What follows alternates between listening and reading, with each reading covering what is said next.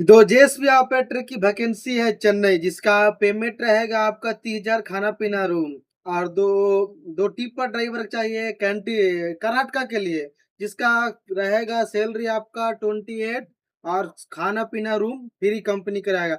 जिन भाई साहब को आना होगा, आप अपना कमेंट में नंबर छोड़िए, मैं उनसे कॉन्टैक्ट करके।